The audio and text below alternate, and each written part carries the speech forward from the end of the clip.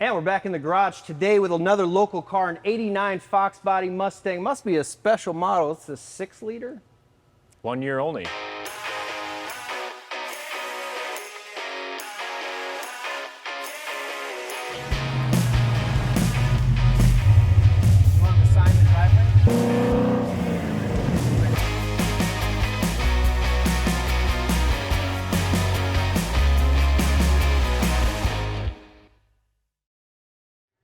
I'm Steve here in the QA1 garage with another local car. We're here with Carter. Carter, thanks for bringing this one in. Tell us some more about it.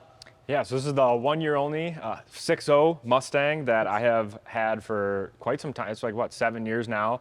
I got this car when I was in high school. Fox bodies were always something I always enjoyed having or always enjoyed looking at in the magazines, and this is what it's turned into, and QA1's been a part of this, and it's been a fun journey. Yeah, it wasn't always like this. I remember you had come in to the garage. You've been in and out of the QA1 garage, allowing us to look at some things and measure some things up, but it wasn't like this the first time we met, and I think you were in college back then, right? Yep, so when we first met, I was in college, and I was just looking for a local sponsorship and kind of reached out to the team, and we started to do some R&D work back and forth, and over the years, it's kind of a full QA1 rolling chassis now. So. Yeah, and it's gotten more serious. We see you every year out at the autocross and going crazy. This guy goes crazy at the autocross. He's really fun to watch. Tell us, like, what was the vision for the car? What was it, just a daily for the college deal? Or? And it was my daily in high school, and you know, any 16-year-old with a 5.0 in high school, you know, throw it back to all the kids in the 80s that were doing it when they were new. Yeah. So it was cool to have that, and I was like, I wanted to build up the suspension, the brakes before I threw big power at it, because Fox bodies were always drag cars, and I was like, well, let's be different. I always like being different and unique. So I figured, let's make a Fox body handle for once. So.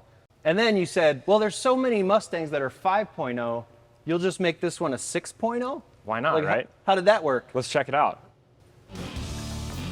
So, you know, your classic LS junkyard motor with some Corvette heads on it. All the comments are coming right now. And yeah, it's been the most reliable thing I could ever have. I mean, change the oil in it, and it sees 7,000 breadline all the time I drive it.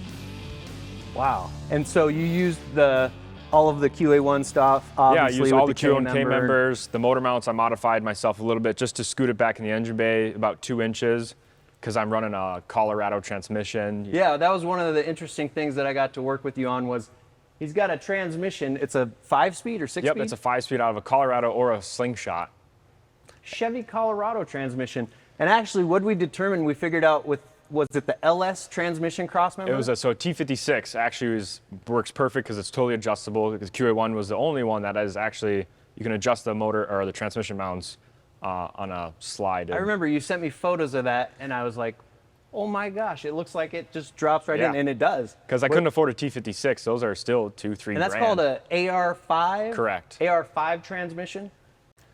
So the paint, not worried about that, are we? Not too worried about the paint. No. The best sticker on the car everyone comments about, shiny paint causes stress. Let's put that on a t-shirt. It does actually cause stress. It does. So well, that's cool. When I'm racing it, you know, if you hit a cone or scrape it up, I'm not too worried about it. You know, it can't be. Now, Carter, looking inside the car, looks like just clean, straight to the point, all business. Yeah, this was my daily for some time, so I got the, you know, standard Corbeau seats because they'll hold you in, but at the same time, not going to break your back. I put the harness bar in it because I got rid of the old seat belts, and honestly, I left it pretty stock. I just wanted something that would be of the era, but at the same time, you know, you got to be functional when you're on the racetrack or autocrossing or street driving. Yeah, the other thing I see is the fire extinguisher. I'm big on safety. You never know. I'd rather at least attempt to try and put something out if anything ever did happen, but. Yeah, that's how you know it's a real car type dude. My favorite part of the interior is the Holley dash. I kind of just put aluminum plate over the stock gauges and bolted the Holley Terminator 7-inch dash on there. Looks factory, and it's still in the bezel of the Fox body. That's super nice because it give you all the different things that you need to see versus, you know, from 1989, they didn't give you a whole lot to look at. Voltage and oil pressure. Tell us about the wheels and tires that you've chosen. Yeah, so they're 18x9s front and rear, so it's a 265, 35, 18 in the front and rear. It's a true square setup, which a lot of people just can't fathom that you have such big wheels on the front of a Mustang. But as you can see, nothing's really chopped up, and just got a good alignment and camber setting. But then I did the Cobra swap, because these were 4 lug from the factory and then drum brakes, so obviously that's not going to do you any good. So I ended up doing the like 03, 04 Cobra swap, bolts right on, and 5 lug swapped it, pulled the axles out of a flipped over V6 Mustang, and the cheap budget. This is a very budget friendly build car. What kind of rear end you run? You still run factory rear Yep, end? stock 8.8 with 273 gears, and the Colorado transmission gearing it's interesting. I'll leave it at that, you know. But it's great on the autocross, first, second gear car. I really like to hear the stories of like young folks like yourself, how they got into cars and building cars with their dad or their parents. What kind of advice would you have for like a 15, 16-year-old kid? We see a lot of those at the local meets, checking out different cars.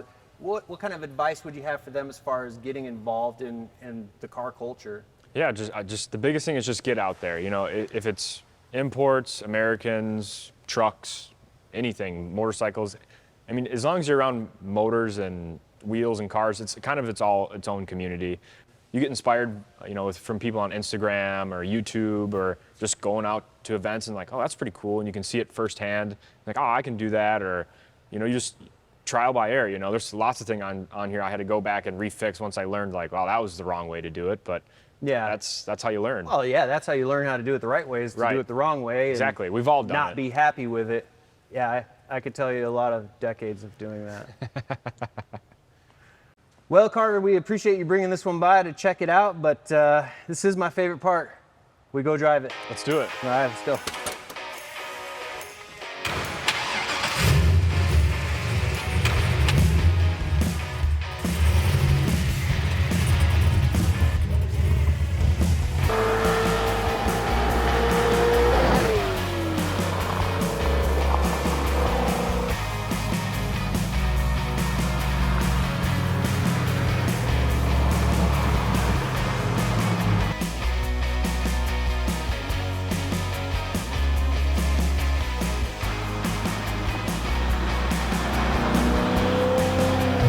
LS is this? LS?